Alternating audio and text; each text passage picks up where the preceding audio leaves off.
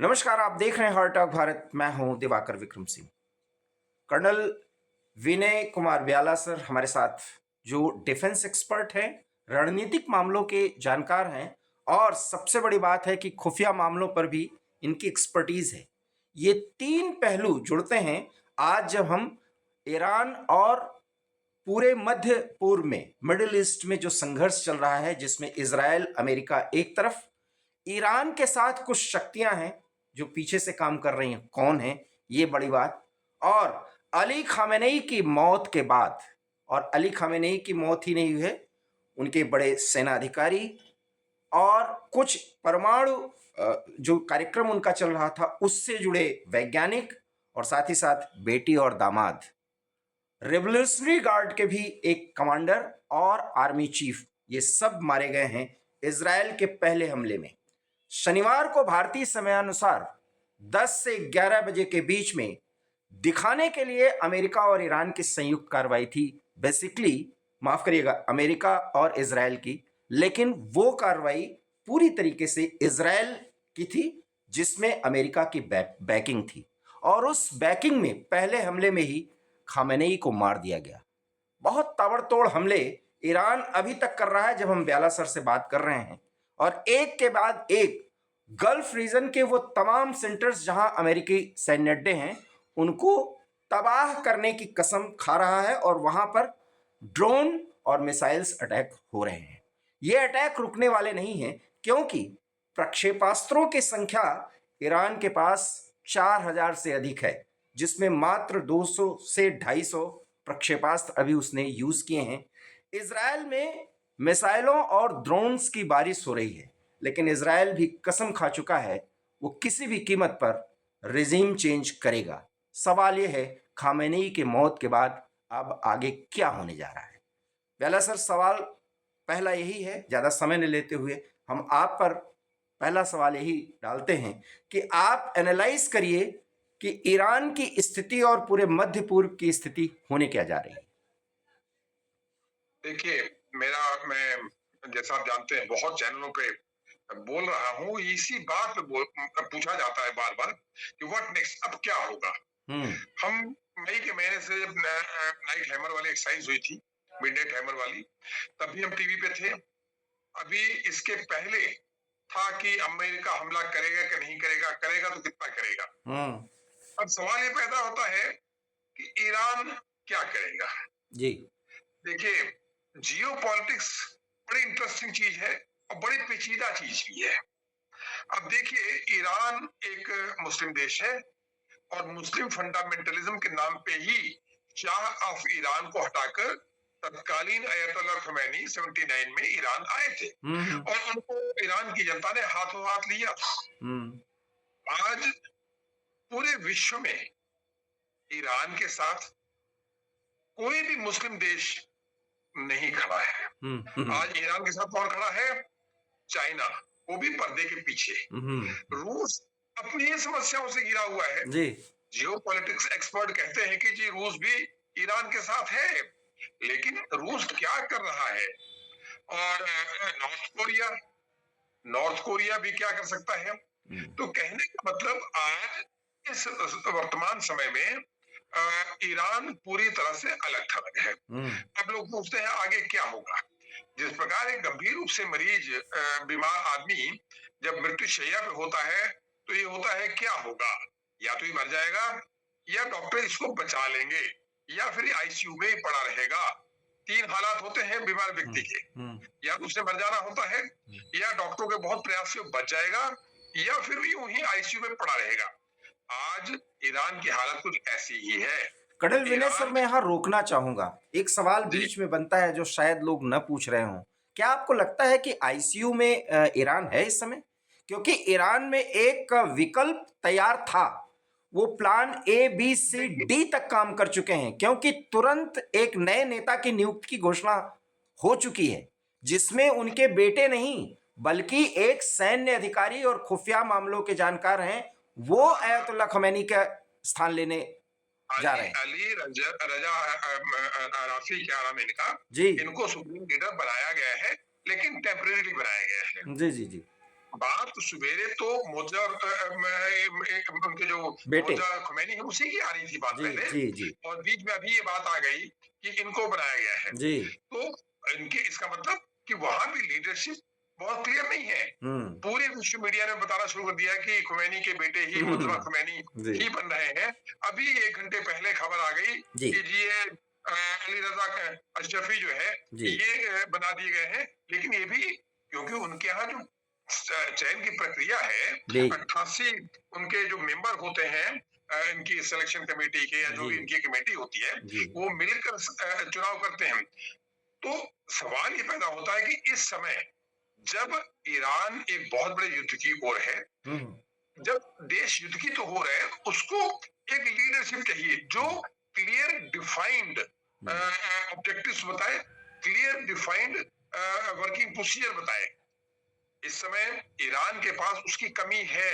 हुँ, Iran ने एक बंदे को बना दिया, हुँ, लेकिन ईरान के जो प्रेसिडेंट हैं वो अभी भी कुछ हद तक पेशुकिन जो है अभी भी कंट्रोल में है। लेकिन हम उन बातों को अलग रखते हैं, हुँ, उनकी हुँ, लीडरशिप क्या है और जी, उनकी देखिए रिजीम चेंज अलग चीज है, लीडरशिप चेंज अलग चीज है। बिल्कुल, लीडरशिप चेंज हुई, रिजीम चेंज नहीं हुई। बिल्कुल। और रिजीम चेंज माने सिस्टम अभी तक वही है। रेज़ीम चेंज सिस- इसलिए नहीं हुई सर कि वो कह रहे हाँ, हैं कि अली खamenei ने जहां छोड़ा था, ईरान को हाँ, उससे आगे ले जाएंगे और ये कसम खा रहे हैं। और मैं जब आपसे बात कर रहा हूं तो इस समय वहां पर इस्फहान शहर में 2 लाख से ज्यादा भीड़ अली खामेनेई के लिए मरने मारने की बात कर रही है। अमेरिका और इसराइल का जो मोटिव था सर, उसको ईरान के लोग कहीं डिफ्यूज न कर दें और अमेरिका और इसराइल कहीं ईरान में फंस न जाएं। जी सर।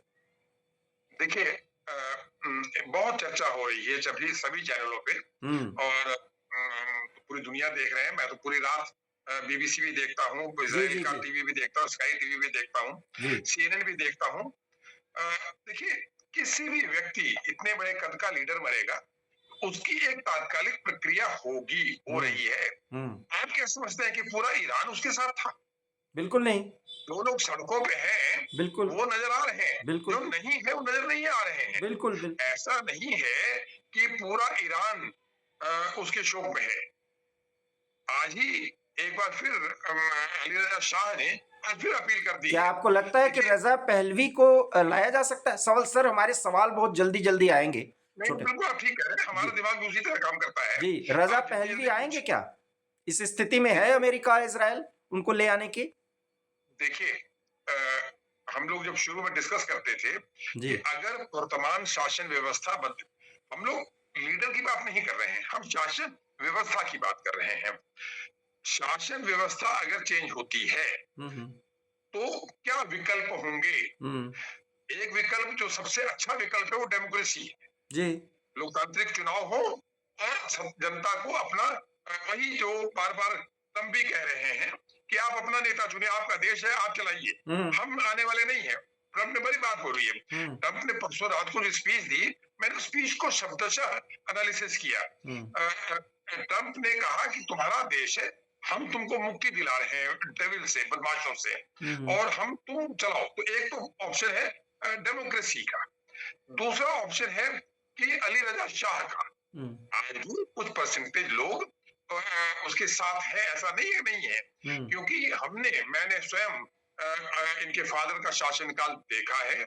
और इनके पिताजी जब इंडिया आए थे, जी, उनकी मदर स्कर्ट और टॉप पहनी थी। जी, एक इस्लामिक मुल्क का राष्ट्राध्यक्ष दूसरे देश में विजिट पे आता है, उनकी पत्नी स्कर्ट और टॉप में मॉडर्न ड्रेस में थी। तो हम्म, एक काल ईरान ने वो भी देखा है। जी, ईरान देखिए, मैं कल से परसों से मतलब क्योंकि पढ़ते ही रहते हैं हम लोग, बहुत बड़ी प्रतिक्रिया ये भी आ रही है हम्म, कि ईरान का एक कट्टरपंथी शासक, देखिए जितने इस्लामिक देश हैं आजकल, जितने इस्लामिक देश हैं, मैंने तो बहुतों में गया, आप भी गए होंगे, मैं तो बहुत गया हूँ, वहां जाके देखिए आपको लगता नहीं कि आप किसी कट्टर इस्लामिक देश में हैं। वो लोग इस्लामिक फंडामेंटलिज्म से ऊपर उठना चाह रहे हैं। जी, मैं टर्की भी गया हूँ, मैंने टर्की में मुस्लिम महिलाओं को, मैंने इस्तांबुल में मुस्लिम महिलाओं को सिगरेट पीते भी देखा है, खुद देखा, अपनी आंख से देखा, मैं दूसरी बात नहीं कर रहा हूँ। तो आज जो मुस्लिम वर्ल्ड है वो मॉडर्न साइड में जाना चाह रहा, वो इन फंडामेंटलिज्म इन मुल्लाओं से मुक्ति पाना चाह रहा है। ये एक स्पष्ट बात है। आप डंडे के बल पे मुल्लाओं का शासन कर सकते हैं, लेकिन आप व्यक्ति के अंतरात्मा को नहीं दबा सकते हैं। ईरान में वही हुआ है, डंडे के बल पे। आपको याद होगा 79 में जब शाह ऑफ ईरान को डिथ्रोन किया गया था, जब अयतुल्लाह खुमैनी 16 साल निर्वासन के बाद आए थे, आपको याद है उन्होंने सारी इंटेलिजेंसिया, सारे बुद्धिजीवियों को दीवार पे के सामने खड़ा करके गोलियों से मारता। उसमें कार्टून निकला करता था, आज ये कितने बंदे मारेंगे। इन्होंने अपने ही देश की बुद्धिजीवी वर्ग को मारा, अपने देश के साइंटिस्टों को मारा, अपने देश के इंटेलिजेंट लोगों को मारा। डंडे के बल पे शासन हुआ है। आप देखिए, कोई मुस्लिम वर्ल्ड इनके साथ नहीं है। कर्नल बेहरा सर, नहीं। एक बड़ा सवाल है। कराची में अमेरिकी कॉन्सुलेट को फूंक दिया जाता है। 17 लोग कराची में मारे जा चुके हैं। शिया बहुल पाकिस्तान नहीं है, लेकिन पाकिस्तान में मुस्लिम उम्मा को भी जगाना है और साथ ही साथ अमेरिका का भी साथ देना है। ये दिखाना है कि डोनाल्ड ट्रंप को कि हम आपका साथ दे रहे हैं। कहीं पाकिस्तान भी दो तरफ से तो नहीं फंस रहा है? देखिए, आपने बात की पाकिस्तान की, और हम पाकिस्तान को 24 घंटे ऑब्जर्व करते हैं, उनकी एक एक चीज को ऑब्जर्व करते हैं।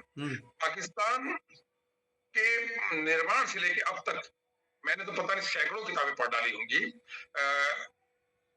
पाकिस्तान एक बड़ा ही दोगला देश, जैसे हमारे यहाँ है ना, हमारी लीडरशिप है, उसको पूरा वर्ल्ड मान रहा है। उनकी लीडरशिप डिफाइंड ही नहीं है। उनके यहाँ लीडरशिप है किसकी? क्या आर्मी का जनरल सरकार चला रहा है, या ये शाहनवाज, क्या नाम है, शाहबाज खान चला रहे हैं? तो शाहबाज शरीफ। पाकिस्तान डबल गेम खेलता है। पाकिस्तान कहता है चोरी करो, चोरों को कहता है चोरी करो, और दूसरों को कहता है जागते रहो। तो यह पाकिस्तान में ये जो आंदोलन हुआ है, ये शियाओं का बेसिकली आंदोलन है। शिया आपके भी बहुत दोस्त हैं, मेरे बहुत दोस्त हैं। जब सुन्नी बैठता है, शियाओं को गाली देता है, वो बेबाक गाली देता है, वो कहता है ये साले शिय्टे। तो कहने का मतलब इनमें आपस में ही यूनिटी नहीं है। और मैंने कई चैनलों पे कल से बोला है, यह जो हो रहा है ये तात्कालिक, कहते हैं ना कि इमीडिएट प्रक्रिया होती है। जो एक मेथड, अच्छा वो बेसिकली उसको धर्मगुरु का दर्जा मिला हुआ था। कब तक? अच्छा, कब तक चलेगा सर? एक लीडरशिप को धर्म से जोड़ दिया गया था। तो उसको पॉलिटिकल लीडरशिप नहीं थी, वो उसको शिया अपना सर्वोच्च धर्मगुरु मानते हैं। तो उसकी डेथ को वो अपने धर्मगुरु की डेथ देख रहे हैं कि हमारा गुरु मार दिया गया। मैं एक बानगी देता हूं सर, कट्टरपंथ की एक बानगी आपके सामने पेश करने की कोशिश करता हूं। कराची में अमेरिकी कंसुलेट जला दिया गया। कश्मीर में लाल चौक पर बहुत बड़ा शोक सभा और प्रोसेशन जिसको कहते हैं वो किया गया। आप लखनऊ से समाचार ले लीजिए, दिल्ली, राजधानी दिल्ली, यहां पर भी शियाओं का विरोध प्रदर्शन, और लोगों का इमोशंस किस तरीके से कि वो अली खामेनेई, चूंकि एजेड पर्सन थे, 86 साल की एज थी, कि जब 86 साल के खामेनेई, उनके रहबर, ये शब्द है, ये मैं कट्टरपंथियों की बात बोल रहा हूं, उनके रहबर ने जान दी है और शहादत पाई है, तो अब हम शहादत के लिए तैयार हैं। तो पूरे दुनिया की कट्टरपंथी फोर्सेस, जैसा कि आप कह रहे हैं कि ये तात्कालिक प्रतिक्रिया है जिसको इजराइल और अमेरिका एनालाइज करेंगे। सवाल ये है कि आने वाले 1 से 2 हफ्ते के भीतर या आने वाले 1 से 2 महीने के भीतर, चूंकि आप मिलिट्री मामलों के भी जानकार हैं, कि ईरान 1.5 से 2 महीने तक अपने मिसाइल्स फेंक सकता है। इसके बाद वो आ जाएगा जमीन पर। उस स्थिति में अगर रूस और चीन ने साथ नहीं दिया, और पहले ही बात में आपने कहा कि रूस और चीन साथ नहीं दे पाएंगे क्योंकि उनकी अपनी अपनी सीमाएं हैं। सवाल है कि रिजीम चेंज होना है। मैं इसी संदर्भ में अब आपसे पूछना चाहता हूं, व्हाट नेक्स्ट इन ईरान? देखिए, मेरा ही नहीं, क्योंकि हम बहुत चैनलों पे बोलते हैं और बहुत चैनलों को सुनते भी हैं हम। मैंने जैसे बताया, मैं रात भर बीबीसी भी सुनता हूँ, CNN भी सुनता हूँ, स्काई भी सुनता हूँ, सारे चैनल सुनता हूँ। पूरे वर्ल्ड का ये ओपिनियन है कि ईरान, मेरा नहीं, मेरा ही अकेले का नहीं है जी, ईरान इस लड़ाई को बहुत लंबा नहीं लड़ सकता है। नहीं लड़ सकता। जी। नहीं हो सकता। पहली बात, ये एक डिफाइंड फैक्ट है हम्म। और जिसको सबने माना है। हम्म। अभी प्रश्न होता है कि ईरान कब तक लड़ेगा। हम्म। देखिए, लॉन्चर्स होना, बैलिस्टिक मिसाइल्स होना, मिसाइल्स के लॉन्चर्स होना, हम्म। मिसाइल्स तो है, इनके लॉन्चर डिस्ट्रॉय कर दिए गए हैं। जी। अच्छा, फिर हम लोग टीवी चैनल पे जो बैठते हैं तो हम कहते हैं इजराइल के ऊपर रॉकेट हमला हो गया। मैं कल इजराइल टीवी कल और परसों 2 रात से देख रहा था।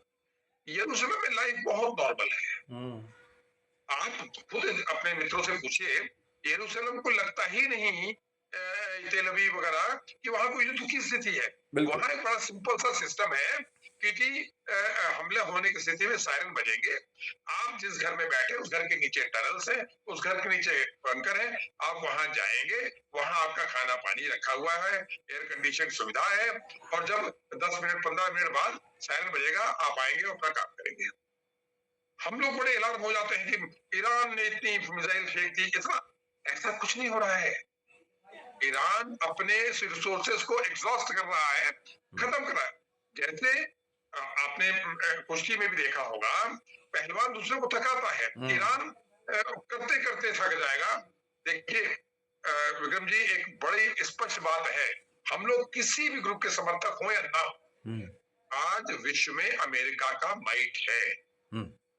आज एक ध्रुवीय विश्व है, आज अमेरिका सशक्त है और अमेरिका की चलेगी। ये मैं कई चैनलों पे भी कह चुका हूं। डन डन सर, मैं आप ये बहुत इंटरेस्टिंग बात कहें, मैं यही आपको रुकना चाह रहा हूं और उस सवाल करना चाह रहा हूं जिसका सरोकार भारत से जुड़ा हुआ है, और वो ये है कि डोनाल्ड ट्रंप हो या बीबी, जिन्हें हम इजराइल के प्रधानमंत्री बेंजामिन नेतन्याहू कहते हैं। सवाल है कि बीबी जब प्रधानमंत्री नरेंद्र मोदी को सी ऑफ करने आए थे तो वो गले मिले थे और वो रो पड़े थे, और ठीक 12 घंटे के भीतर ईरान पर पहला हमला होता है और उस हमले में ईरान के सुप्रीम लीडर परिवार सहित मार दिए जाते हैं।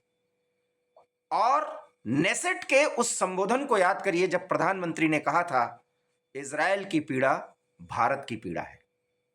अब आप सोचिए, भारत के संदर्भ में क्या कोई प्रतिक्रिया मुस्लिम उम्मा के नाम पर ये कट्टरपंथी कर सकते हैं क्या? बड़ा सवाल है जी।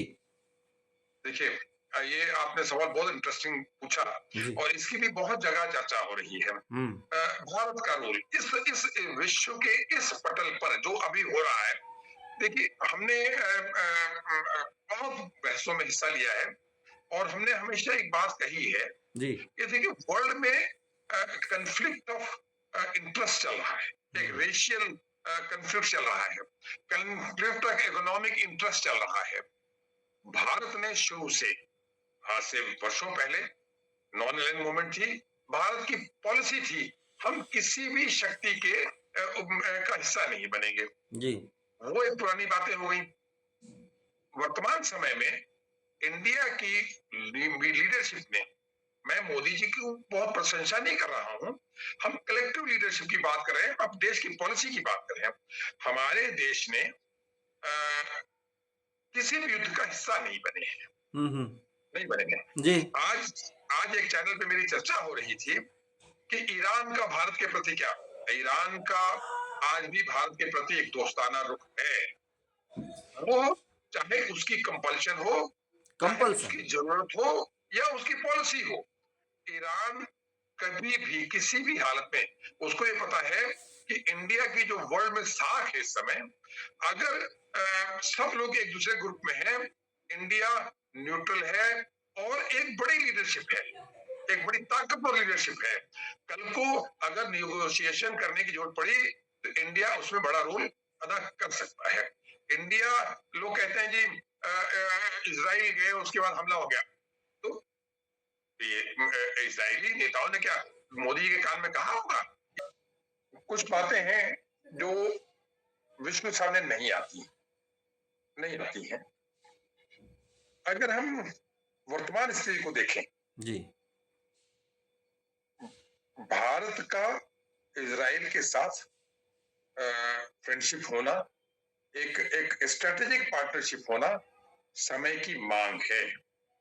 और अब भारत किसी को नाराज नहीं कर रहा है। भारत मुस्लिम वर्ल्ड को नाराज नहीं कर रहा है। आज मुस्लिम वर्ल्ड भारत के साथ है। आपने दुबई गए होंगे, आप अबू धाबी गए होंगे, आपने वहां का मंदिर देखा हो, स्वामीनारायण मंदिर। क्या किसी मुस्लिम कंट्री में इतना बड़ा स्वामीनारायण मंदिर बन सकता है क्या? जी। तो ये मोदी जी की जो एक बैलेंसिंग पॉलिसी है वो जी। है। इजराइल हमेशा से ही भारत की साथ सामरिक संबंध रखना चाहता रहा है शुरू से। एक वाकया मैं हमेशा टीवी पे भी बताता हूँ।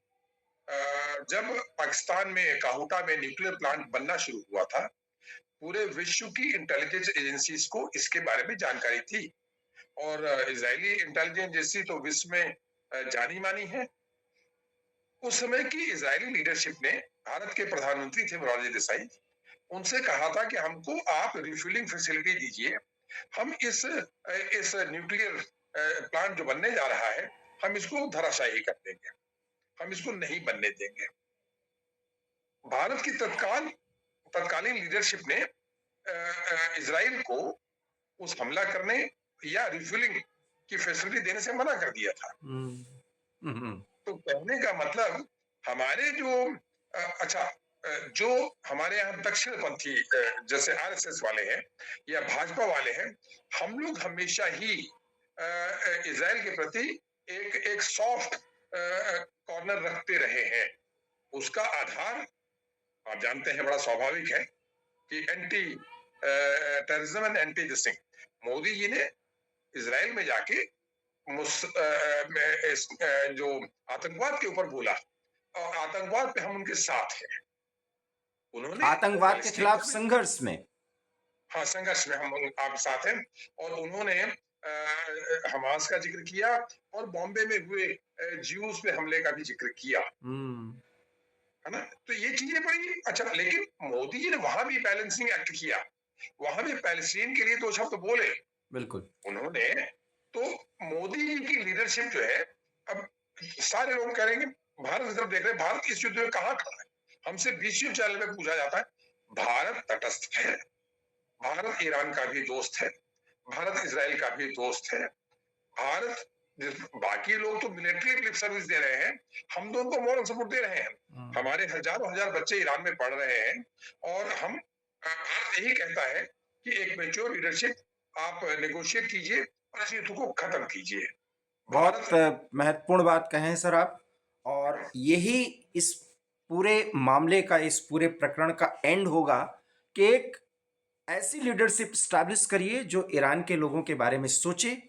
इजराइल और भारत के रिश्ते अहम हैं, ईरान भी हमारा दोस्त है, हम तटस्थ हैं, हम दोनों के साथ हैं, और दोनों भारत के हित के बारे में सोचें, भारत इनके बारे में सोचेगा।